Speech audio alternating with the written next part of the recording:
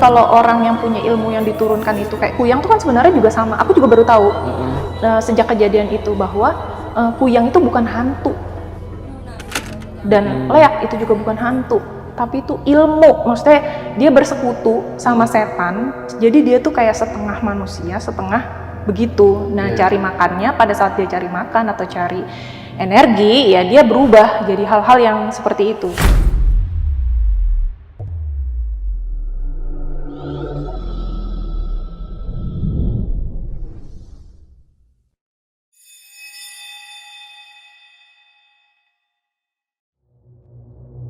Assalamualaikum warahmatullahi wabarakatuh. Kembali lagi di Lentera Malam bareng gue Adit. Dan sekarang kita lagi di segmen podcast Saksi Misteri. Di sebelah gue udah ada narasumber nih yang akan bercerita tentang pengalaman mistisnya ketika dia pernah tinggal di salah satu daerah di Pulau Bali.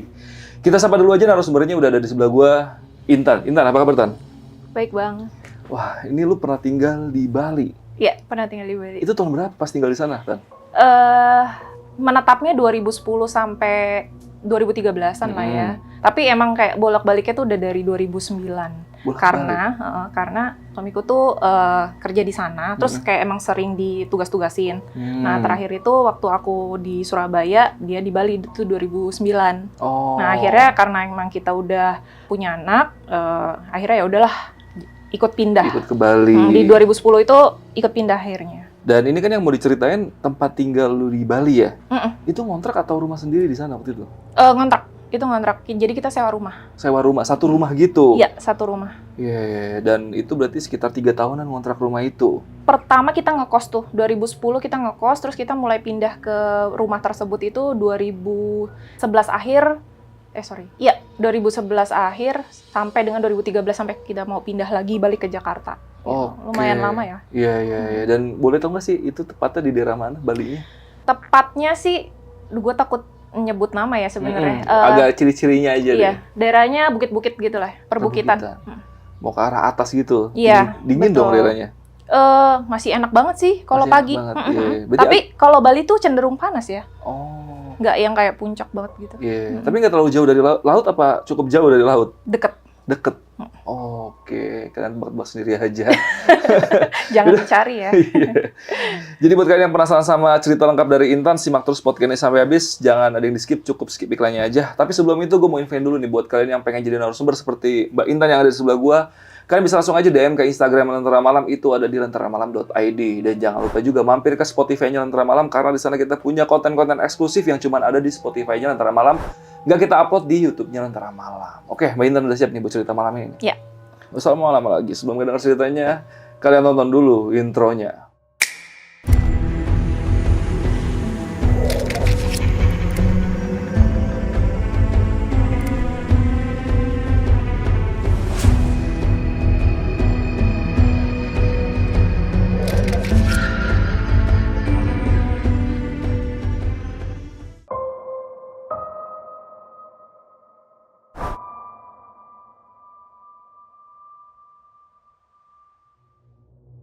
Jadi pertama itu kan 2010 kita mulai pindah lah ya, menetap. Nah 2010 itu aku hamil lah ya. Di 2011 akhir itu aku hamil anak kedua.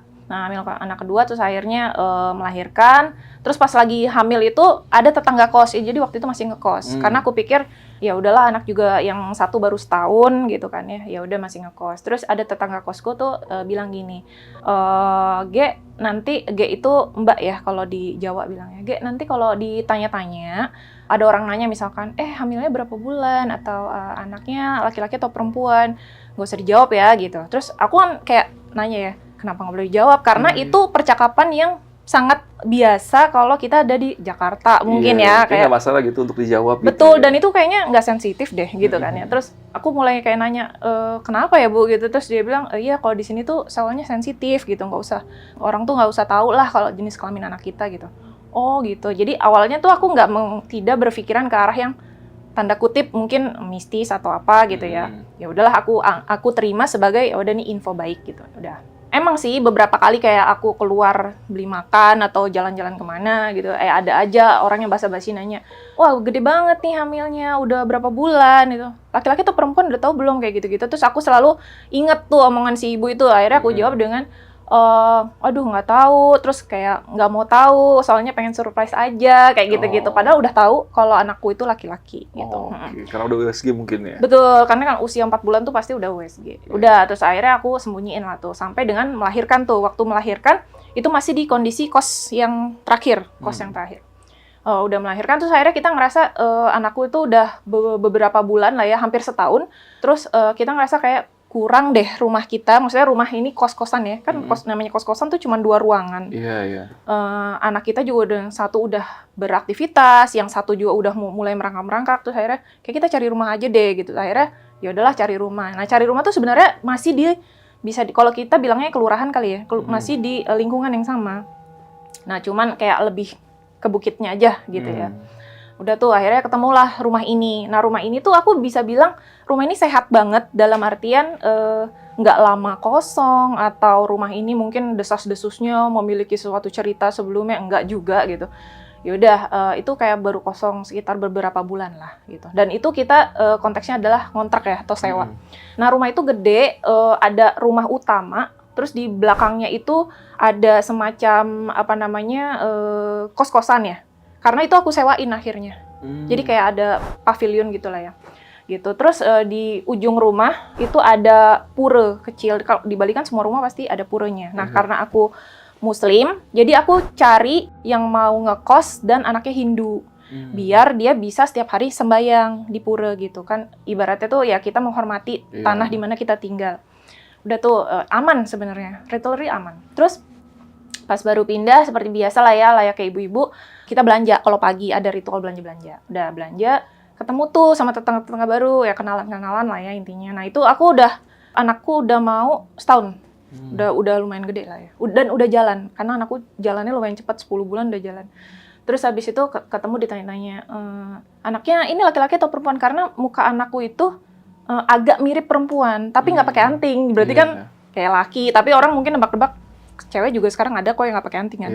Terus ada lah yang tetangga itu nanya, terus ibu-ibu gitu, nenek-nenek nanya, laki-laki atau perempuan gitu anaknya? Iya laki-laki bu gitu. Oh laki-laki, kirain perempuan gitu. Iya, terus udah berapa tahun gitu. Iya baru mau setahun nih gitu. Udah kelar tuh, aku pikir ya udahlah itu perbincangan biasa ya kan.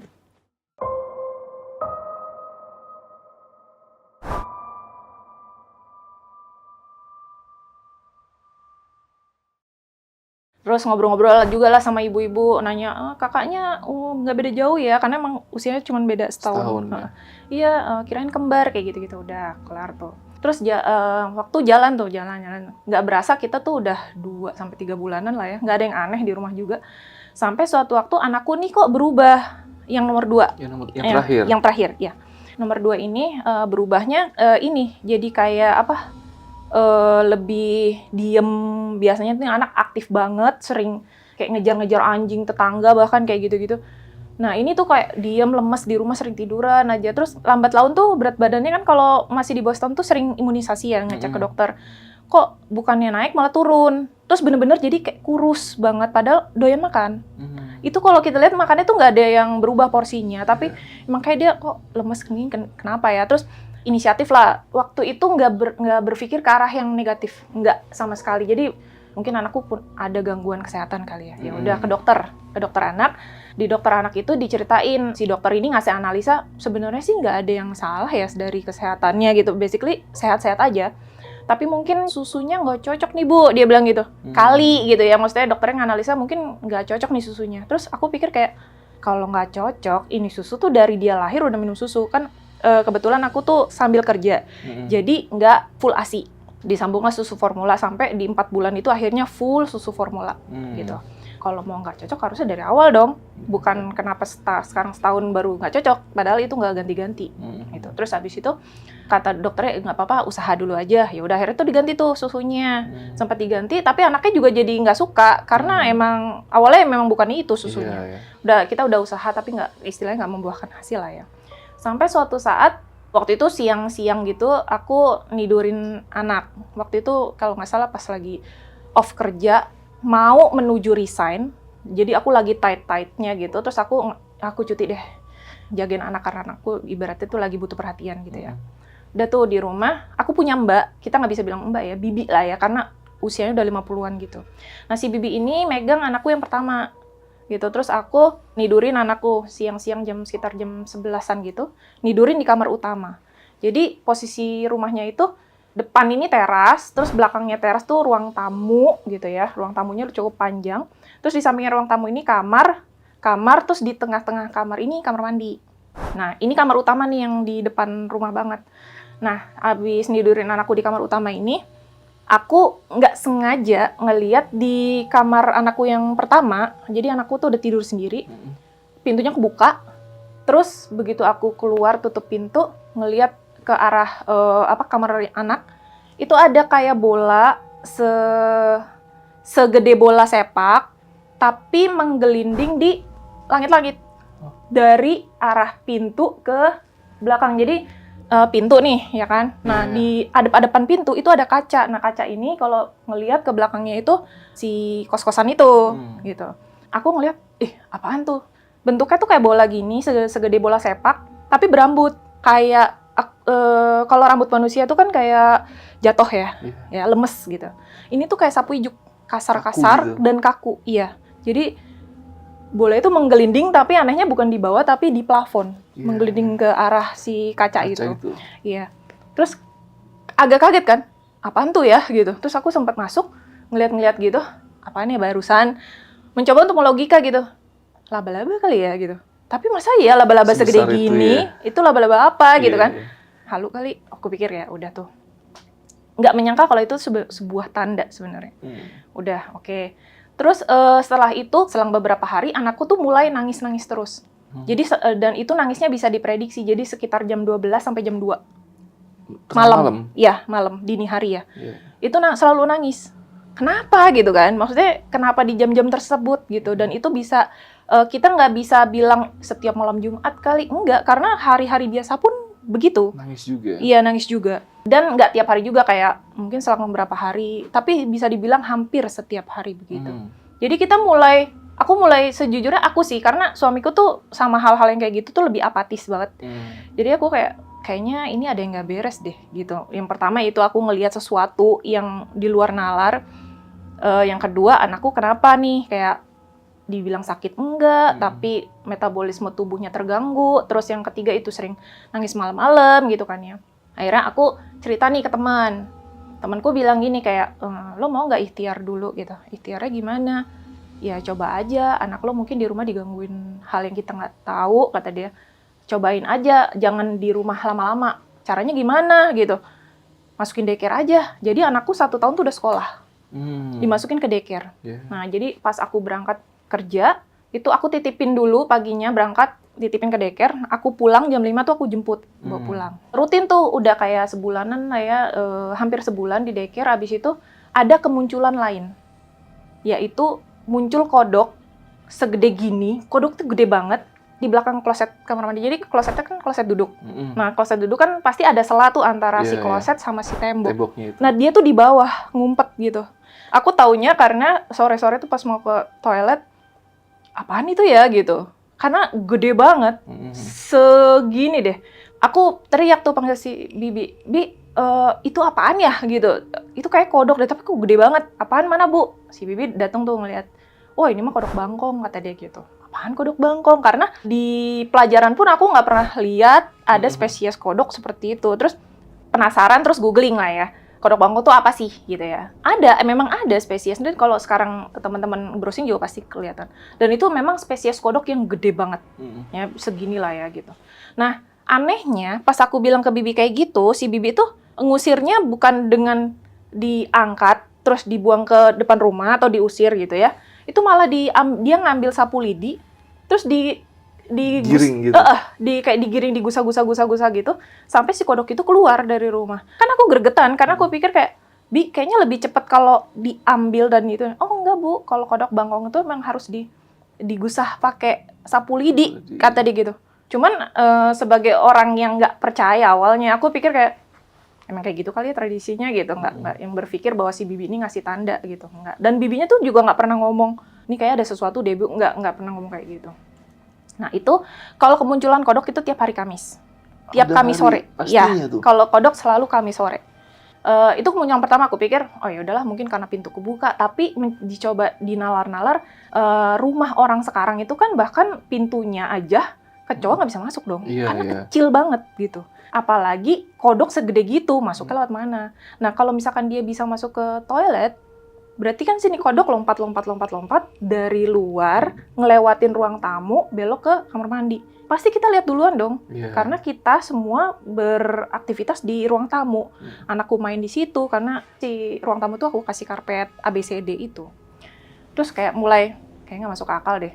Tapi ya udahlah, aku pikir ya.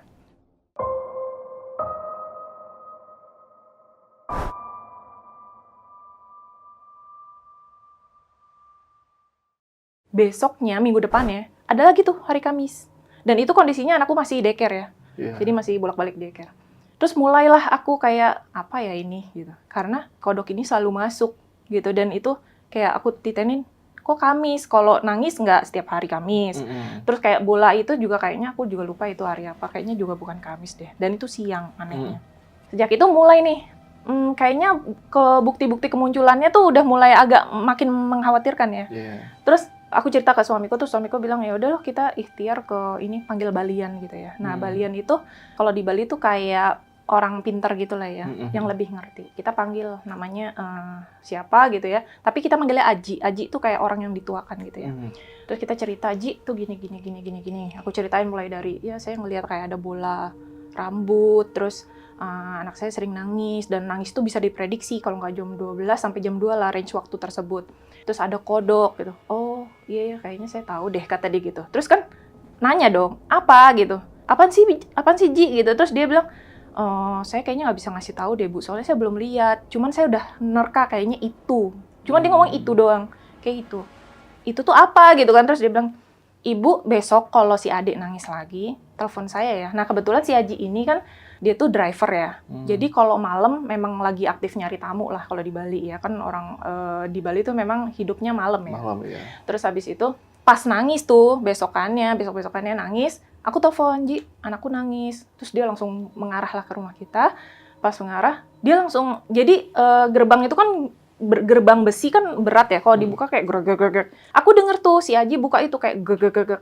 Karena aku masih di kamar, jadi aku cuma denger, oh ya dia datang, gitu kan. Dia masuk gerbang tapi langsung lari kayak bub gitu. Dia nih lari ngejar sesuatu. Terus aku langsung keluar, Ji apaan gitu. Terus kata dia, Bu saya tahu itu memang benar gitu. Udah akhirnya, udah nih anakku digendong aja anaknya, katanya gitu. Udah digendong, tidur. Terus abis itu dia cerita. Jadi gini Pak, Bu, anak Ibu sama Bapak ini diincer leak gitu. Diincer leak. Terus aku bilang, hah diincer leak? Maksudnya aku tahu memang di Bali tuh ada leak, maksudnya ada yang ilmu-ilmu gitu, tapi nggak pernah ngalamin sendiri, jadi tuh kayak nggak percaya. Nah begitu dibilang leak, emang ada ya masih di zaman sekarang gitu kan. Maksudnya itu kan kayak zaman sekarang masih ada yang ilmu gitu kan. Kayak setengah nggak percaya, iya bener Bu, kata gitu. Tadi saya lihat dia itu ngumpet di sini. Jadi kamar utama, anakku kan tidur sama aku sama suami, yang gede sama bibi. Anakku tuh tidurnya deket tembok, jadi deket kaca luar gitu. Memang mungkin nyari dingin kali ya, nempel ke tembok. Nah dia tuh ngumpet di tanaman-tanaman. Jadi aku tuh di bawah jendela tuh nanam kayak pohon cabe, pandan, apa segala macem. Dia tuh ngumpet di situ katanya. Terus aku pikir kan, bayangan kita apa sih kalau yang nggak tahu leak itu apa? Sesuatu yang berbentuk kan, kayak apa sih kalau di Kalimantan itu? Kayak kuyang. Iya, gitu. kayak kuyang. Itu kan kelihatan, fisiknya ada gitu. Aku pikir awalnya gitu. Terus dia bilang, enggak, ini tuh nggak kelihatan, kata dia kayak gitu. Dia ngumpet di sini, gitu. Intinya dia tuh ngejilatin anak Ibu. Hah? Ngejilatin? Jadi dia ngegambarin. Jadi leak itu kayak kepala gitu, kayak kepala barong. Lidahnya kan panjang, itu ngejilatin anak Ibu dari luar. Jadi anakku kan nempel di tembok gini tidur. Terus sama dia tuh kayak dijilat-jilatin gitu loh. Terus aku pikir kenapa dijilatin ya? Itu dia ngambil energi, makanya anak Ibu lemes, kayak sakit. Bukan kayak sakit, kayak nggak berdaya gitu ya, kayak kurang aktivitas gitu. Oh gitu, mulai kayak bisa dirangkai nih gitu ya, mulai agak gitu ya. mulai agak percaya nih gitu kan. Terus dia juga ngegambarin kayak kepala barong. Oh jangan-jangan itu tuh yang gue lihat. Kayak bola apa tuh, bola rambut di plafon itu. Iya, aku pikir kayak jangan-jangan itu ya bentuknya gitu. Terus dia bilang gini, kalau si Ade sekarang udah nggak di rumah terus kan, kata dia gitu. Iya udah di daycare Ji gitu. Nah kodok itu tuh kayak CCTV, kata dia. Kok kodok gitu, mikir aku kenapa kodok gitu. Karena dia itu bisa ngelihat, jadi mungkin karena si Ade itu sekarang jarang di rumah, jadi dia kemana nih orang gitu, maksudnya si anak ini kemana, kayak gitu kan. Jadi dia ngirim lah, dia entah itu dia menyerupai si kodok atau dia mengirimkan sesuatu supaya bantu dia mantau gitu lah intinya. Oh dia tahu, oh ternyata kayak gini, adanya cuma malam doang di rumah, karena kalau siang sekolah misalnya kayak gitu. Terus oh kayak gitu, oke, mulai agak bisa dinalar nih ya, maksudnya berkaitan lah antara satu dengan yang lain. Percaya nih akhirnya gitu. Oke, terus kita solusinya apa nih gitu kan. Terus dia bilang gini, di samping rumah ibu nih ada pohon pepaya. Jadi kalau kita kan rumah sekarang tembok tetangga sama tembok kita tuh nempel. Nah kalau rumahku dulu itu, jadi ada tembok koridor gitu, tembok pembatas. Nah kalau tetanggaku itu nempel, kalau aku tuh ada seralanya menuju bangunan utama itu kayak 50 cm sampai 1 meter. Nah itu akhirnya si sisa-sisa itu sisa tanah itu aku tanemin kayak pepaya apa gitu. Sebenarnya pohon pepaya itu dari pas kita datang itu udah ada tapi kecil, terus kayak kita rawat-rawat akhirnya berbuah gitu. Terus dia bilang kalau di Bali itu barang-barang begitu tuh memang nempelnya tuh ngumpetnya tuh di pohon pepaya. Nah pohon pepaya itu literally di belakang kamar mandi. Jadi kamar mandiku kan di samping sini. Nah itu belakang hadap-hadapan sama si pohon pepaya itu. Terus aku kalau di Jakarta kan enggak, Ji. Maksudnya kalau di Jakarta kan tanda kutip yang angker kata orang tuh kan entah itu pohon beringin atau pohon apa, rambutan, gitu, nangka gitu-gitu kan ya. Kok pohon pepaya, kalau di sini pohon pepaya kata dia gitu. Udah pohon pepayanya dimatiin aja, tapi kan bukan rumah kita ya karena kita ngontrak ya udahlah gitu. Terus abis itu dia ngumpetnya di sini kalau siang kata dia gitu. Terus kalau malam di sini nih di tandur-tanduran ibu di tumbuh-tumbuhan ini. Terus solusinya gini, kita lawan aja kata dia gitu. Tapi sebenarnya kalau dilawan tuh ada kemungkinannya kita yang kalah atau dia yang kalah katanya gitu kan. Nah aku kan juga nggak mau nyelakain orang ya, maksudnya jangan sampai kalau nanti kamu kalah kamu kenapa-kenapa gitu. Terus aku bilang, Ji kemungkinannya gimana? Kemungkinannya kalau dilawan bisa menang nggak gitu kan. Terus kayaknya bisa sih Bu, tapi ini FYI aja, maksudnya untuk ibu tahu leak ini tuh udah tua kata dia gitu. Terus aku bilang maksudnya tua tuh gimana ya? Terus dia mulai cerita, awalnya kan mungkin kalau orang awam taunya leak itu hantu, maksudnya hal-hal goib lah ya. Tapi ternyata leak itu ilmu. Jadi ada manusia yang mungkin dulunya punya perjanjian sama setan gitulah ya sebutnya. Nah setan itu leak, jadi leak itu diturunkan dari turun-temurun si keluarga ini gitu lah ya. Terus tua yang dimaksud itu bukan inangnya, bukan tubuh manusianya, tapi si leaknya ini nih, si ilmunya ini mungkin udah diturunkan udah lama banget gitu. Nah karena dia udah lama bisa jadi dia sangat kuat, tapi kalau ngelihat kondisinya kemarin, dia takut ngelihat saya, berarti dia dalam kondisi nggak fit. Dia bilang gitu, kayaknya bisa sih menang, kata dia gitu. Ya udah kita lawan aja, Bismillah kata dia gitu kan. Terus habis itu dia minta gini, ibu siapin ya barang-barang katanya gitu, buat nanti kita ngelawan dia. Apaan aja aku bilang. Jadi siapin kayak baskom gitu, baskom yang kayak besi, yang kalau dibuat ngebakar nggak meleleh. Terus habis itu sabut kelapa gitu yang kering buat dibakar. Nah sisanya nanti saya nyiapin kata dia gitu. Oke aku udah siapin tuh. Terus nanti tunggu aja. Jadi si Ade selama ini jangan tidur di pinggir gitu. Jadi kita menghindar. Tapi kan aku juga jujur takut ya.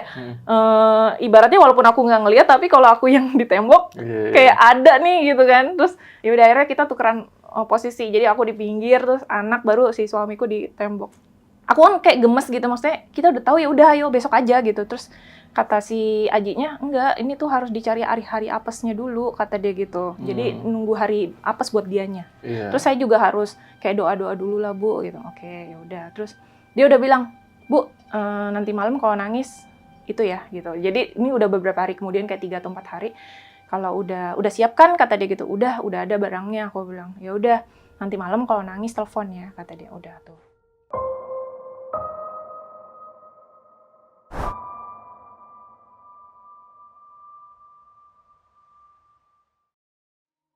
Hari H nih, tungguin kan, nangis tuh jam 1.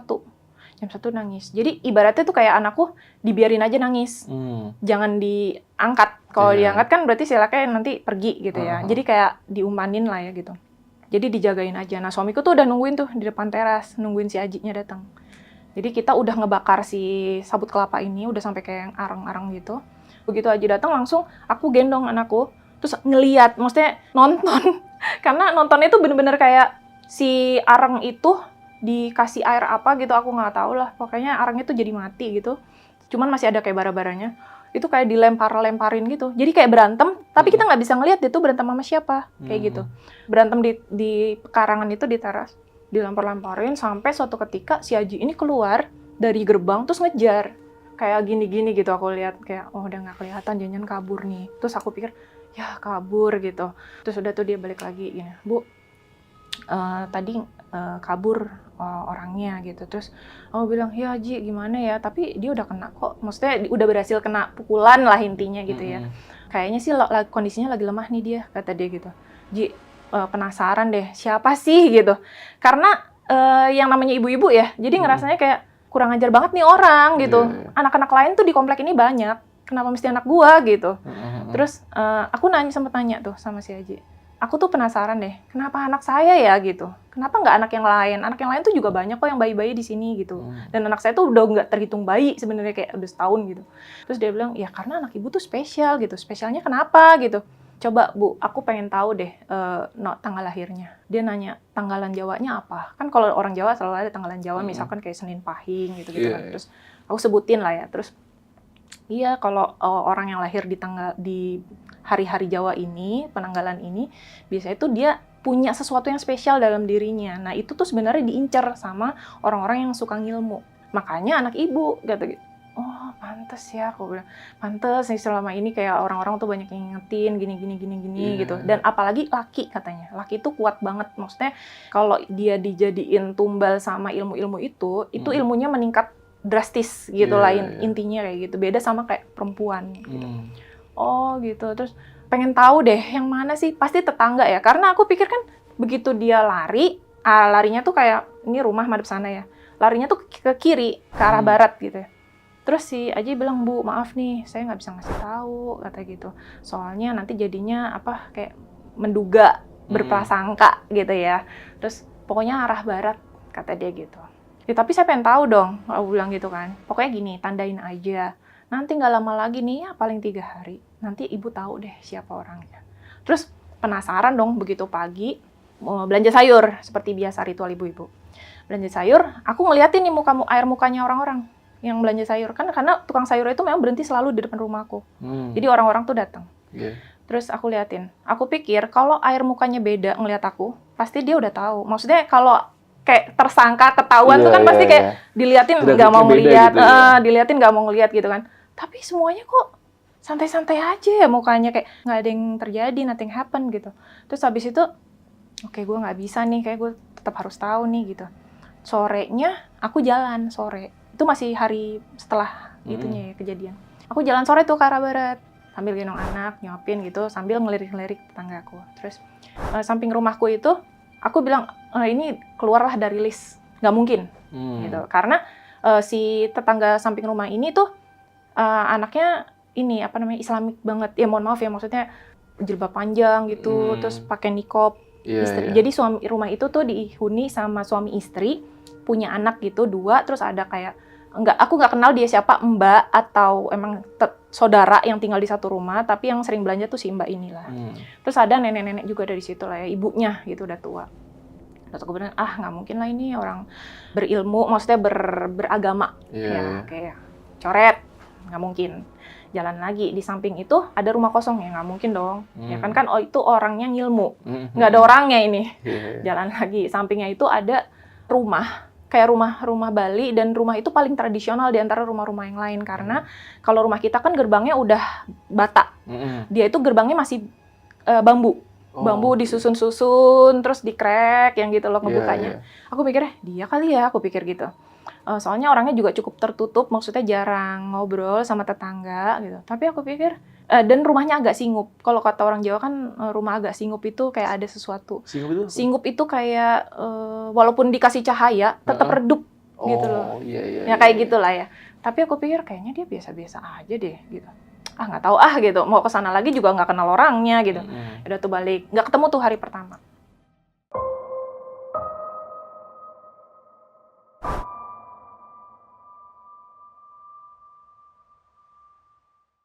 Terus hari kedua tuh habis belanja sayur, nggak ada yang aneh.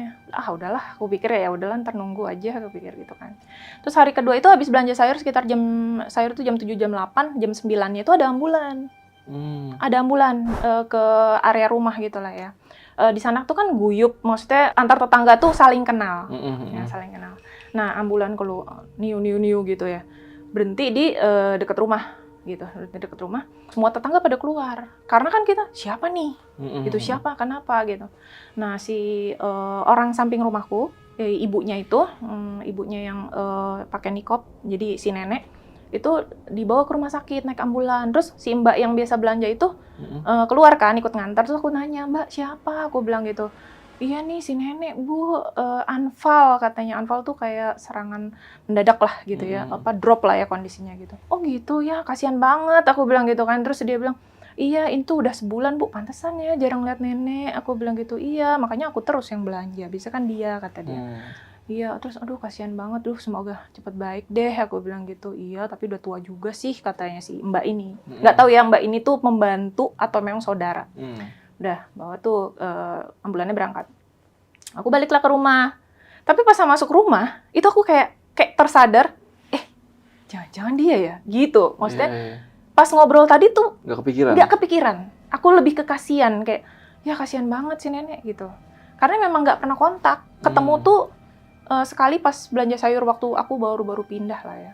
Udah terus kayak, masa iya sih? Nggak mungkin gitu. Terus udah besok paginya itu kayak hari ketiga itu dikabarin. Jadi ada bendera kuning di depan rumah tetanggaku yang samping persis tuh. Ada bendera kuning. Terus kan kita orang pagi-pagi, siapa gitu kan. Tetangga tuh pada ngerumpi lah ini. Terus mbaknya itu lagi-lagi bilang, "Bu, maafin ya kalau nenek ada salah," katanya gitu kan. Terus siapa? Aku bilang, nenek yang kemarin dibawa ke ambulan. "Ya Allah, innalillahi wa inna ilaihi raji'un," aku bilang gitu kan. "Kapan Mbak?" "Tadi malam di rumah sakit itu," gitu. Terus, "Oh ya udah deh, iya," gitu. Terus berduka cita. Tapi dalam hatiku makin besar nih, maksudnya makin besar kecurigaanku dia orangnya gitu. Terus mulailah itu aku kayak balik ke rumah mikir, masa iya sih si nenek gitu kan. Terus aku clue-nya di mana nih? Maksudnya kenapa itu nenek? Aku baru ingat pas setelah dipikir-pikir lagi, pertama kali aku pindah terus kayak belanja sayur bareng, si nenek tuh itu yang sempat kayak ngeliatin anakku gitu, diem ngeliatin aja gitu. Aku kan kayak senyum gitu karena nggak tahu, nggak kenal. Terus dia nanya, "Anaknya laki atau perempuan?" Nah, orang itulah yang nanya. Itulah saat pertama kali dia nanya. Aku akhirnya baru, oh ini clue-nya. Jadi dia kayak sempet kayak ngeliatin dulu kayak tatap-tatapan mata sama anakku, terus habis itu dia memastikan, laki perempuan anaknya, laki-laki Bu. Itulah aku baru, itulah ternyata dia lagi nyari mangsa gitu. Iya, wah gila. Gitu. Terus habis itu aku langsung, bener juga ya. Setelah dipikir, kayak puzzle gitu ya. Ini ketemu, ini ketemu. Semua bener nih, bisa dilogika gitu. Nah, udah tuh, sekitar siang-siangan gitu, belum duhur lah ya, anak yang bernikop itu datang ke rumah ngetok-ngetok pagar, "Mbak," gitu.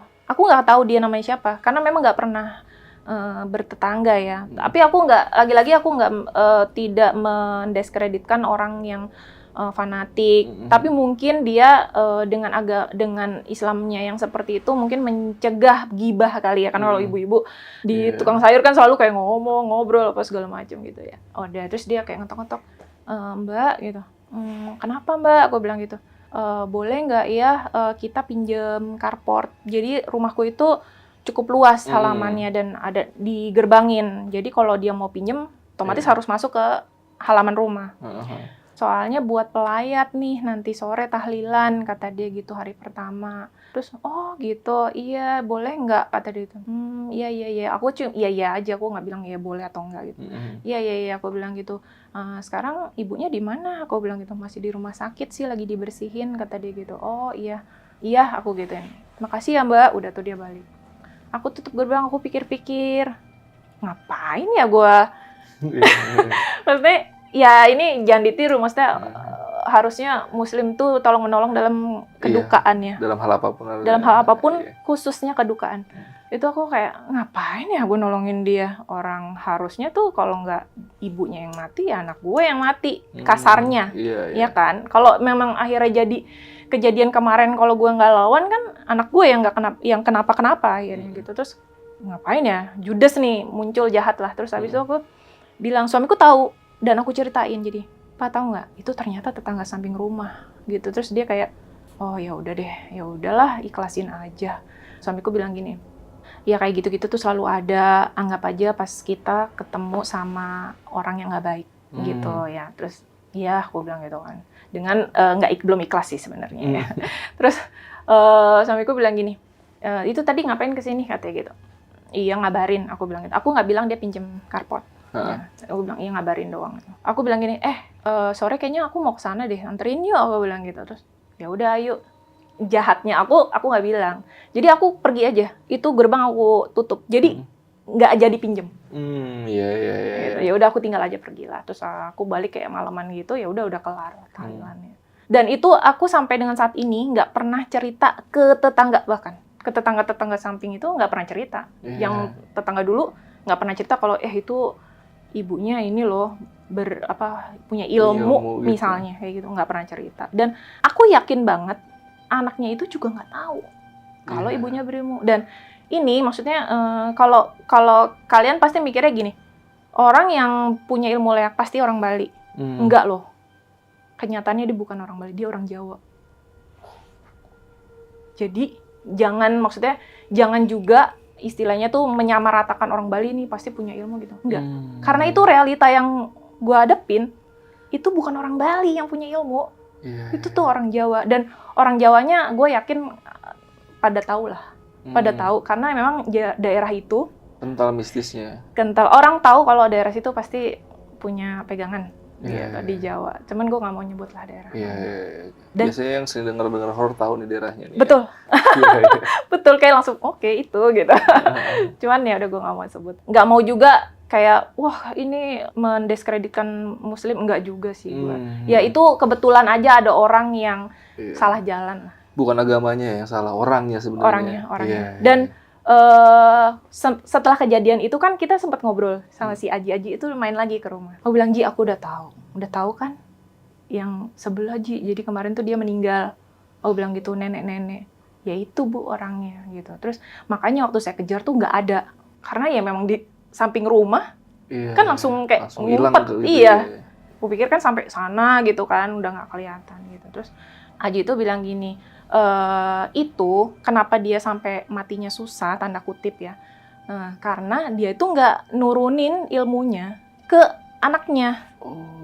Jadi katanya kalau orang yang punya ilmu yang diturunkan itu kayak Kuyang tuh kan sebenarnya juga sama. Aku juga baru tahu sejak kejadian itu bahwa Kuyang itu bukan hantu dan leak itu juga bukan hantu, tapi itu ilmu. Maksudnya dia bersekutu sama setan. Jadi dia tuh kayak setengah manusia, setengah begitu. Nah, cari makannya pada saat dia cari makan atau cari energi, ya dia berubah jadi hal-hal yang seperti itu. Kayak gitu. Dan si Aji bilang, makanya saya bilang dia itu tua, itu bukan fisiknya yang tua, tapi ilmunya tuh mungkin udah dari nenek moyangnya dia diturunin lagi, turunin. Nah, sampai di dia, mungkin dia nggak bisa nurunin nih. Karena mungkin anaknya keagamaannya kuat. Dia juga mungkin nggak mau ngomong kalau dia tuh punya ilmu. Akhirnya anaknya mungkin juga nggak tahu kalau ibunya punya ilmu itu ya. Nah ini kan berarti Mbak Intan kan pertama kali bertemu sama si ibu itu pas lagi beli sayur tuh, yang dia nanya anaknya laki atau perempuan. Itu kondisinya si ibu itu lagi sehat atau gimana waktu itu? Udah pakai tongkat sih. Udah pakai tongkat. Cuman aku pikirnya karena aku baru pindah, aku pikir kayak dia mungkin orang tua aja. Tapi sebenarnya menurut si kesaksian si Mbak itu bilang emang dia udah sakit-sakitan. Sampai dengan 1 bulan terakhir, itu udah bed rest di rumah. Kondisinya di rumah ya, tapi bukan bed rest di rumah sakit. Iya. Gitu. Gitu Dan sih. akhirnya meninggal setelah Kejadian yang kita yang Mesir itu ya? Betul, yang akhirnya dilawan gitu lah ya. Baru tuh di unfall, paginya unfall terus langsung dibawa ke rumah sakit. Bisa pas gitu ya, tandanya 3 hari pas. Iya. Dan kayaknya memang udah jadi kode etiknya orang yang bisa tanda kutip nggak mau ngasih tahu. Iya. Karena dia takutnya kita suuzon, ternyata bukan dia, duga-duga gitu. Dia pengen kita tahu sendiri.